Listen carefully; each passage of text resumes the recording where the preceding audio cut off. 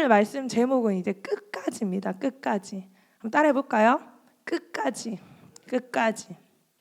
세상에는 제가 이해할 수 없는 사람들로 가득 차 있는 것 같아요. 어떤 사람이 이런 말을 하더라고요. 먹는 게 너무 귀찮아서 알약이 하나 개발됐으면 좋겠다. 그거 하나만 먹으면은 아무것도 이제 안 먹어도 되니까. 그런 분들이 우리 공동체 안에 있더라고요. 혹시 우리 청년들 이 드라마를 보신 적 있으세요? 드롭아웃이라는 드라마인데요. 2022년, 그러니까 작년에 미국에서 방영됐는데 혹시 보신 분 있을까요? 좋습니다. 말씀 보신다고. 이제 의료 기업 스타트업인 테라노스의 창업자 엘리자베스 홈즈의 이야기를 다룬 드라마예요. 이 홈즈라는 이 여자가 2012년에 에디슨 키트라는 것을 발표합니다. 이 에디슨 키트가 어떤 건가 하면은 이제 손가락 끝에 이제 피를 한 방울 추출함으로써 250여 가지의 질병을 미리 예측할 수 있다는 그런 의료 이제 키트를 개발한 것입니다. 이제 건강 검진할 때 이제 빠지지 않는 검사가 이제 혈액 검사인데 이제 팔에 있는 뭐죠? 정맥에 이제 뾰족하고 긴 바늘을 꽂아가지고 한 10mm 혈액을 뽑는 이 검사는 이제 뭐 어린 애들뿐만 아니라 어른들도 조금 이렇게 무서워하는 건데 손가락 끝에 피 한 방울만 있으면은 암이든 치매든 그런 병들까지도 다 예측할 수 있다고 이 여자가 발표를 한 겁니다. 그래서 이제 당시에 나이가 어린 금발의 미모의 여성 창업자가 많지 않았기 때문에 이제 언론에서 엘리자베스 홈스를 어떻게 불렀는가 하면 여자 스티브 잡스라고 부르면서 연일 매스컴을 타기 시작했습니다. 또 이 홈즈가 스티븐 잡스의 상징인 검은 터틀넥 이제 티셔츠를 입고 다니기도 했고 1년 만에 이제 테라노스 이 기업이 100억 달러의 가치 기업이 됐고요. 미국의 이제 유명 비즈니스 잡지인 포브스에서는 홈스를 가장 젊고 부유한 자수성가 여성 억만장자라고 지명하면서 표지 모델로 기용하기도 했습니다. 그런데 2015년 테라노스 기술이 이제 조작되었다는 사실이 폭로가 되면서 회사는 2018년 문을 닫았고요. 지금 이 여자는 이제 사기죄로 이제 복역하고 있습니다. 테라노스에 함께 있었던 직원 중에 한 명이 원래 이제 애플에서 일을 했었는데 이 홈즈가 물어봤다는 겁니다. 스티브 잡스의 식성, 어떻게 생활하는지. 그래서 이 홈즈는 제2의 스티브 잡스가 되기 위해서 검은색 티셔츠를 따라 입기도 하고 스티브 잡스의 낮은 목소리가 신뢰감을 준다고 해서 일부러 목소리를 깔아가지고 낮은 목소리로 발표를 하기도 하고 심지어 스티브 잡스의 식단까지도 따라하면서 제2의 스티브 잡스가 되기를 꿈꿨지만 결과는 뭡니까? 사기죄로 연루되어서 이제 지금은 복역을 하고 있습니다. 어떻게 피 한 방울로 250여 가지의 질병을 진단할 수 있겠습니까? 그리고 이제 스탠퍼드 대학의 1학년 때 중퇴를 했습니다. 스티브 잡스도 1학년 때 중퇴를 하고 그런 것들이 이 여자에게 그런 허황된 꿈을 키워준 겁니다. 사실 의학 계열은 혼자 독학으로 배울 수 있는 분야가 아니기 때문에 우리 여기 있는 청년들도 열심히 공부하고 있는 지체들이 있는데 그래서 이제 의학 부분의 노벨상 수상자는 대부분 60대가 넘으면 노벨상을 수상한 자들이 많답니다. 그만큼 평생의 연구의 업적을 인정받는 분야라는 겁니다.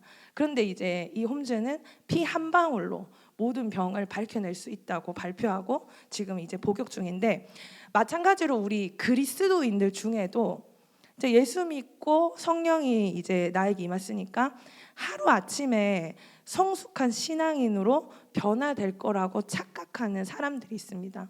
하지만 영적인 성숙은요, 갑자기 이루어지는 것이 아니라 부단히 경건 생활과 순종을 훈련하는 사람들에게만 주어지는 열매라는 것입니다. 그래서 오늘 히브리서 저자가 우리가 간절히 원하는 것은 너희 각 사람이 어떻게 해요? 동일한 부지런함을 나타내어 끝까지 소망의 풍성함에 이르러라고 이야기했습니다. 우리가 성경을 읽을 때 이렇게 고려해야 할 여러 가지가 있는데 그중에 또 한 가지 짚고 넘어가야 할 부분이 이 성경을 처음 받는 독자들의 상황입니다. 제가 지난주에 이야기했지만 지금 이 히브리서가 누구를 위해서 쓰여졌다고 했죠? 바로 유대인이었다가 기독교를 받아들이게 된 유대 기독교인들에게 쓰여진 편지입니다. 근데 이 사람들이 겪고 있는 어려움이 어떤 겁니까? 이전에 율법을 믿던 유대교로서의 유대인들이 막 이렇게 돌아오라, 그런 유혹도 있었고, 그리고 이제 또 나라의 핍박 때문에, 고난 때문에 믿음 생활을 지키기가 힘든 상황과 환경 속에서 이 히브리서가 쓰여졌다는 겁니다. 그러니까 자꾸 믿음이 흔들리는 상황 속에서 너희가 어떻게 하면 믿음을 가지고 끝까지 그 구원을 이룰 수 있느냐에 대해서 히브리서 기자가 그것을 목적으로 썼다는 겁니다. 그래서 첫 번째가 뭔가 하면은, 제가 끝까지 하면 여러분들이 부지런하게 이렇게 외쳐주세요. 끝까지, 끝까지. 이렇게 해야지 여러분의 구원을 이룰 수 있다는 겁니다. 사실 이거는 하나님이 우리에게 요구하시는 신앙의 자세입니다. 이제 앞서 히브리서 3장 13절 말씀에 이렇게 나와 있습니다. 함께 읽습니다. 오직 오늘이라 일컫는 동안에 매일 피차 건면하여 너희 중에 누구든지 제 유혹으로 완고하게 되지 않도록 하라. 자, 부지런하게, 끝까지. 부지런하다는 말은 어떤 말이에요? 매일매일 열심히 사는 거예요. 그러니까 오늘이라고 하는 것은 매일매일 행해야 된다는 건데, 우리 청년부에 운동을 아주 열심히 하는 청년이 최근에 이제 여러 가지 일들로 인해서 운동을 못했대요. 그래서 저에게 전선생님 운동을 못했더니 근육이 다 빠졌어요, 이렇게 이야기를 하더라고요. 그래서 제가 그렇게 몇 년 동안 열심히 운동했는데 그거 고작 몇 달 안 했다고 근육이 다 빠져? 운동 참 허무하네, 제가 이렇게 말했습니다. 자, 오늘 바짝 힘을 한번 줘보세요, 여러분들. 바짝, 자, 배에 바짝 힘을 줘보세요. 예? 그렇다고 팔에 근육이, 배에 왕자가 새겨지는 게 아니라, 이때까지 열심히 했어도, 무슨 말인지 아시겠죠? 부단히 부지런함으로 근육을 키워나가고 건강을 유지할 수 있듯이 우리의 신앙생활도 이 매일이라는, 오늘이라는 이 시간 동안 계속 부지런히 해야 한다는 것입니다. 우리에게 이제 많은 도전을 주는 믿음의 정말 거장들, 그런 사람들을 한번 생각해 보십시오. 영적인 훈련에 최선을 다한 사람입니다. 바울 같은 사람, 요셉 같은 사람, 어떤 사람들입니까? 가족에게 버림받고 믿는 주인에게 배반당하고 억울하게 감옥에 살았던 그 하루하루의 세월을 생각해 보십시오. 매일같이 때로는 슬픔이, 고통이 밀려오는 그 수없는 날들 속에서 하나님을 붙잡고 어떻게 해요? 하루 매일 부지런하게 버텨나갔던 것입니다. 바울은 매 맞고요, 버림받고 배가 부서지고 돌에 맞아 죽을 뻔하고 극심한 반대에 부딪히는 상황과 환경 가운데서 그는 매일같이 주님을 붙잡고 복음 전하는 것 외에는 소망을 두지 않는 그 삶을 살았다는 것입니다. 우리가 지금 큐티를 한 지 정말 말 그대로 1년이 지났더라고요. 큐티는 하나님과의 교제라고 했잖아요. 큐티 세미나에서 목사님께서 이런 말씀을 하셨어요. 여러분이 사랑하는 사람과 교제하면 어떻게 되어집니까? 사랑하는 사람과 교제하면 어떻게 되어지죠? 서로 닮아갑니다. 네, 서로 닮아가요. 사랑하면은 닮고 영향을 받는다는 겁니다. 그 부부는 닮아간다, 이런 말을 많이 하는데, 여러분이 매일 같이 예수님과 교제했다면요, 여러분의 삶은 분명한 변화가 있다는 것입니다. 여러분이 매일매일 말씀과 기도로 부지런하게 여기까지 달려오셨습니까? 지금 1년 동안 큐티를 했잖아요. 우리 교회의 원로 목사님이 가끔씩 설교를 해주시는데 이런 말씀을 하시더라고요. 성경을 몇 번 읽었는 게 가장 적합하냐? 몇 번 읽었는 게 가장 적합한 것 같아요. 이게 성경에 나오는 이야기는 아니지만 목사님께서 이렇게 말씀하셨어요. 본인 나이의 연수만큼은 성경을 읽어야 하지 않겠냐라고 말씀하셨어요. 제가 이제 41세로서 41번에 성경을 읽어야지 이게 적합한 건데 밝히지 않겠습니다. 그러니까 구원은요, 결승선이 아니라 출발선이라는 것입니다. 우리는 계속 자라가야 해요. 그 은혜를 주시는 하나님께 합당한 열매를 맺어야 하는데, 내가 처음 믿었을 때와 똑같은 모습으로 있으면 안 되고, 여러분이 큐티라는 것을, 말씀이라는 것을, 기도라는 것을 처음 했던 때랑 똑같은 모습이면 안 된다는 겁니다. 신앙생활은 자라가야 합니다. 여러분 어제와 다른 오늘을 살고 계십니까? 그리고 작년과 비교해서 올해 여러분들에게 영적인 삶은 달라졌습니까? 정말 금방 빠져버리는 신체의 근육처럼 우리의 영적인 근육도요, 물렁해지고 빠져버리진 않았습니까? 여러분은 지금의 신앙의 연수만큼 매일 조금씩 변화되고 자라가고 있습니까? 자라가는 신앙은요, 어느 수준에 머물러 있지 않다는 것입니다. 여러분의 신앙의 수준은 나는 이 정도면 됐어, 여기가 좋사오니, 이게 아니라 히브리서 기자의 말처럼 끝까지 소망의 풍성함에 이르고자 달려갈 수 있는 우리 청년들이 되기를 주님의 이름으로 축복합니다. 끝까지. 우리의 목표치는 그리스도의 장성한 분량이라는 것입니다. 장성한 믿음은요, 성숙한 믿음은 어떤 믿음인 줄 아세요? 말씀을 듣고 순종하는 겁니다. 말씀을 읽어야겠다, 오늘 들었잖아요. 그러면 오늘부터 말씀을 읽으셔야 합니다. 그리고 그 말씀에 나오는 것대로 순종하며 살아가는 것이 성장하는 거고, 영적인 근육을 유지하는 거고, 끝까지 구원의 소망을 잃지 않는 것입니다. 부지런합시다. 영적인 어린아이에서 벗어나서 계속해서 자라갑시다. 몸만 청년이 아니라 신앙도 청년이 될 수 있는 우리 청년들 되기를 원합니다. 자, 12절, 게으르지 아니하고, 똑같은 말이죠. 어떻게? 신앙생활은 게으르면 안 돼요. 게으르면 안 된다는 거예요. 말씀을 부지런히 읽어야 합니다. 그리고 믿음과 오래 참음으로 말미암아 약속을 기업으로 받는 자들을 본받는 자 되게 하려는 것이니라. 그래서 두 번째를 제가 이렇게 한번 정해봤습니다. 끝까지 어떻게? 끝까지. 자, 오래 참는다는 게 또 무슨 말이에요? 오래 참는다는 게 계속 참는 거예요. 오래 참는 거는 계속 참는 거예요. 베드로가 예수님께 몇 번 용서해야 합니까? 했는데 70번씩 7번 용서해야 된다. 그 말이 무슨 말이에요? 계속 용서하라는 거예요. 잘못할 때마다 용서하라는 건데, 오래 참는다는 것은 계속 참는다는 겁니다. 자, 히브리서 기자가 여기에서 이스라엘의 실패 이야기를 들려주거든요. 히브리서 전반에 걸쳐서. 왜 실패했습니까? 이스라엘 사람들이 약속의 땅을, 축복의 땅을 약속으로 받았어요. 맞죠? 가나안으로.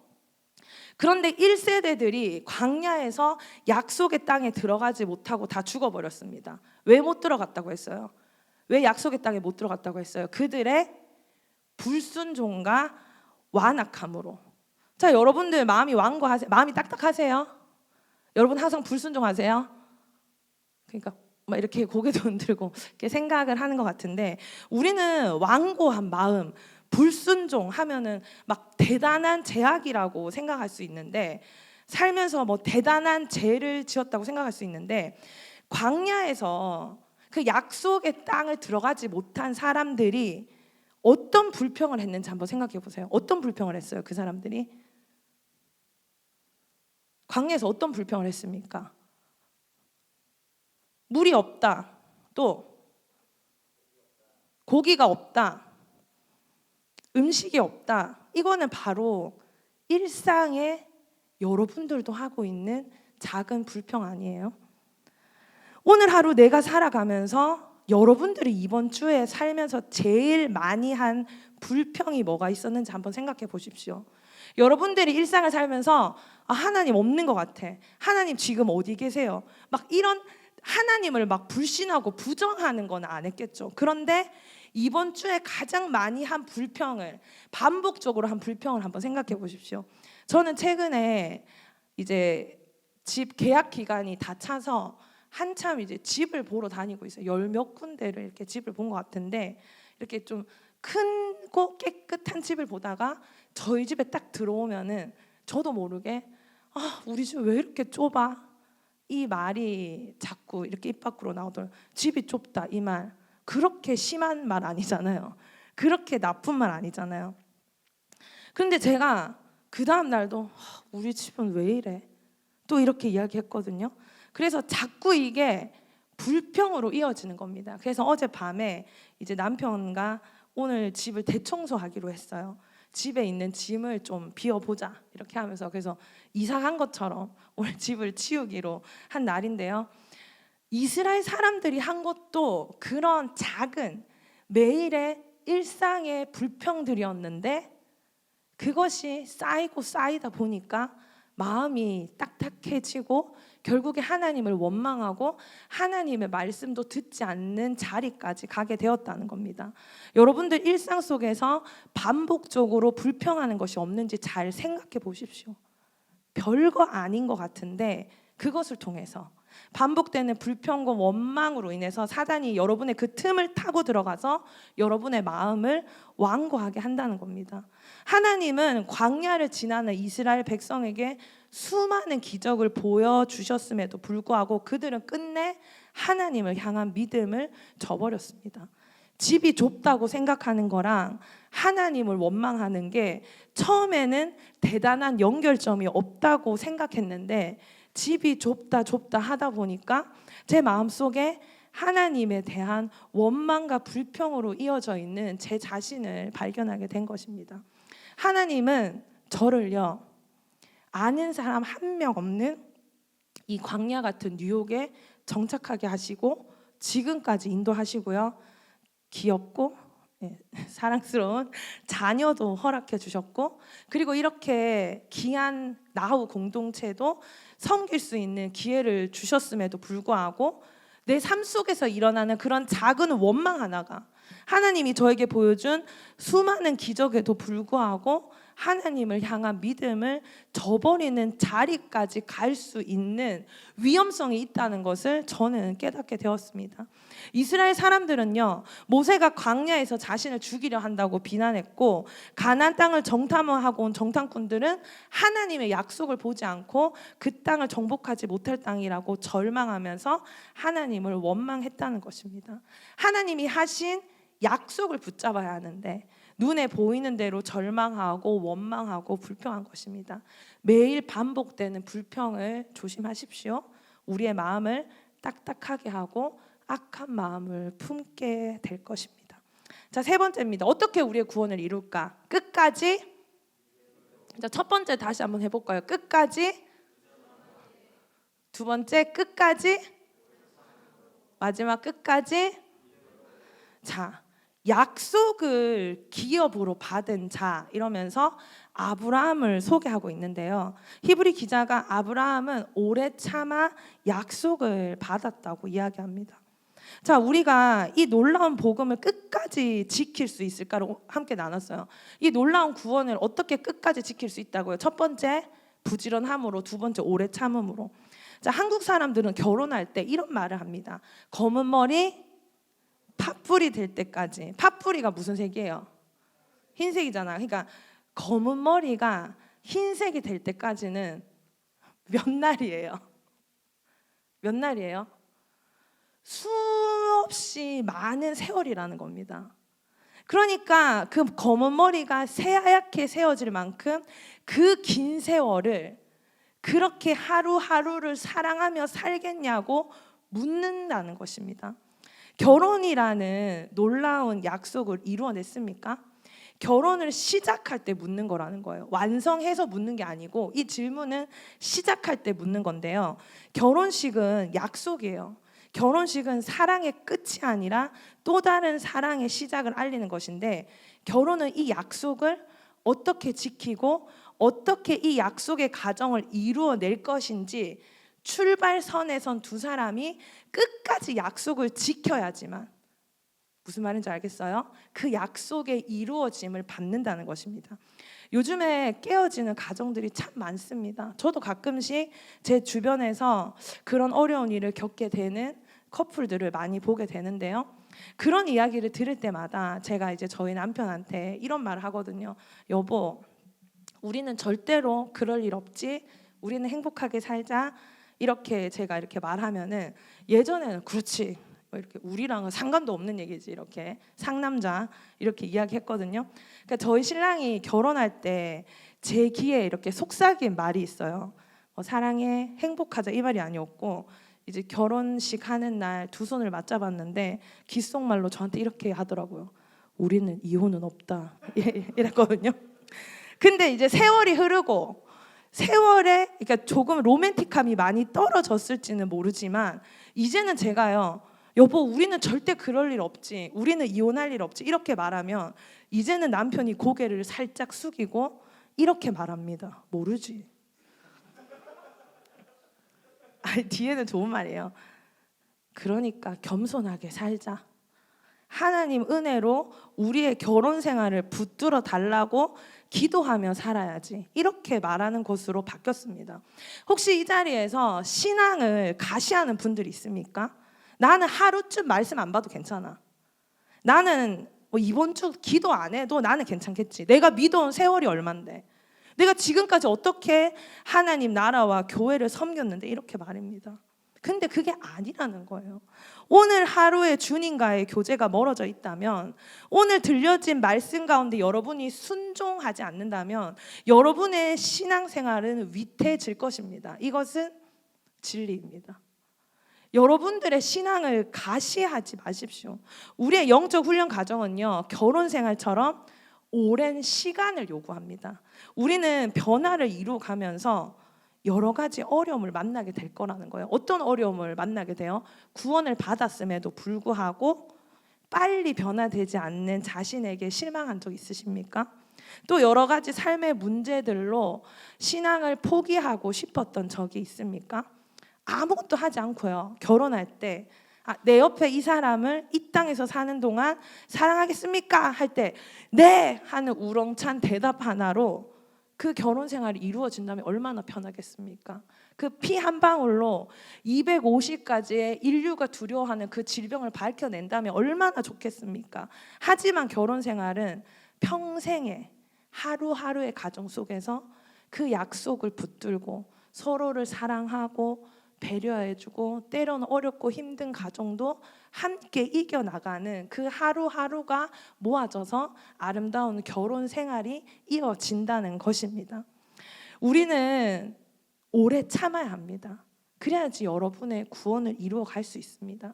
한 번 기도했다고, 한 번 말씀 받다고 되는 것이 아니라 어떤 상황과 환경 가운데서도 매일매일 말씀을 묵상하고 말씀을 붙잡고 주님의 뜻을 알기로 결단하면서 그 말씀 붙들고 나아갈 수 있는, 그분의 약속을 믿고 나아갈 수 있는 우리 청년들 되기를 주님의 이름으로 축복합니다. 우리 함께 나눴습니다. 끝까지, 다 같이 할 때까지, 끝까지, 끝까지, 끝까지 이렇게 살아갈 수 있는 분들 한번 손 들어볼까요?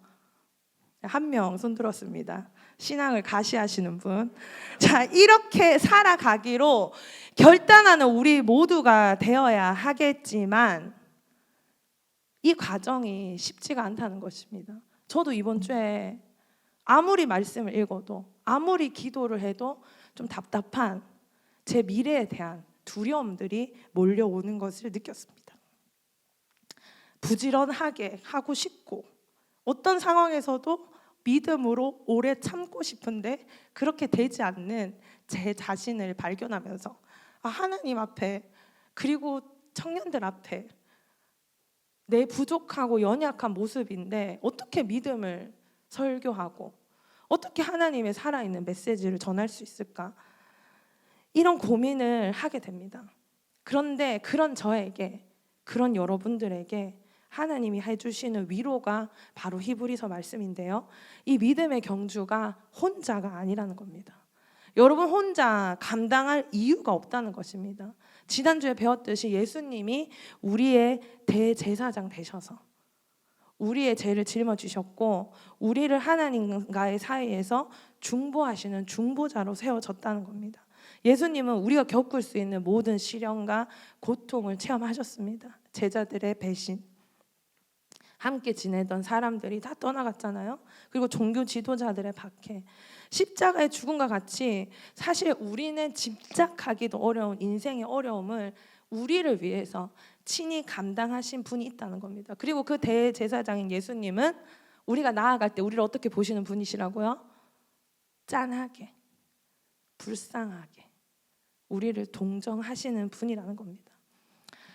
우리가 어떻게 이 놀라운 구원을 주님 오시는 그날까지 끝까지 이루어 갈 수 있을까 했을 때 하나님이 우리에게 요구하시는 것은요, 대단한 결단이나 헌신이 아닙니다. 뭔가 하면은 오늘 하루 살아갈 때 뭐예요? 나에게 주어진 말씀을 묵상하고 크고 작은 고난과 어려운 일들 속에서도 끝까지 부지런하게, 끝까지 오래 참음으로, 끝까지 약속을 믿는 믿음으로 오늘 하루를 걸어가는 것입니다. 우리는 하루에도 몇 번씩 자신의 부족함을 느낍니다. 그리고 우리는 또 영적으로도 부족함을 느끼고요. 구원받은 하나님의 자녀임에도 불구하고 너무나 작은 일에도 무너지고 원망하고 불평하는 자기 자신을 보고 바로 앞의 일도 알 수 없는 연약한 존재가 바로 우리입니다. 그래서 히브리서를 볼 때 가장 중요한 게 뭔지 아세요? 이 구원의 가정에, 이 믿음의 순례의 길에 누구를 기억하라고요? 예수 그리스도. 안 까먹으셨죠? 예수님은 one and only Jesus. 우리의 죄를 감당하시고 우리의 중보자 되시고 우리 구원의 보증자 되시는 분이 우리와 함께 약속의 천국으로 들어가게 하시고 끝까지 인도하신다는 것입니다. 사람의 약속은요, 까먹기도 하고 어떻게 해요? 지켜지지 못하기도 하는데요. 그래서 하나님의 약속은 특별히 성경에서 뭐라고 이야기하는가 하면은 하나님은 맹세를 하신답니다. 그리고 그 근거로 아브라함을 보여주셨죠. 아브라함은 어떤 사람이었어요? 계속해서 실패하고 사실 약속을 어겼습니다. 근데 누가 신실하고 누가 그 약속과 맹세를 지키셨습니까? 바로 하나님입니다. 우리를 위해 예수님을 보내주신 그 하나님이 지금 말씀을 듣는 여러분에게 맹세하고 계십니다. 아멘입니까? 내가 이룰 수 없습니다. 내가 끝까지 신실하게 그것을 붙잡고 복음 붙잡고 갈 수 없는 연약한 존재입니다, 주님. 근데 하나님께서 오늘 우리에게 어떻게 말씀하시는가 하면은 너가 아니라 내가, 나 하나님이 끝까지 신실하게 너의 구원을 이루리라 말씀하십니다. 하나님은요, 언약의 하나님이세요. 우리에게 약속해 주셨고 약속하신 것을 반드시 이루어 주시는 분입니다. 아브라함에게 하신 약속, 독생자를 보내주신다는 그 구원의 약속이 모두 이루어지셨습니까? 이루어졌습니까? 우리는 이루어졌고 오늘도 이 복음의 자리에 나와 있습니다. 그래서 우리는 오늘도 믿음으로 약속을 이루시는 하나님을 믿으면서 믿음으로 오늘 하루를 그 하루하루가 모여 끝까지 여러분의 구원을 이루고 끝까지 구원을 이루어 가실 주님 앞에 이 시간 우리 결단의 찬양을 함께 올려드렸으면 좋겠습니다.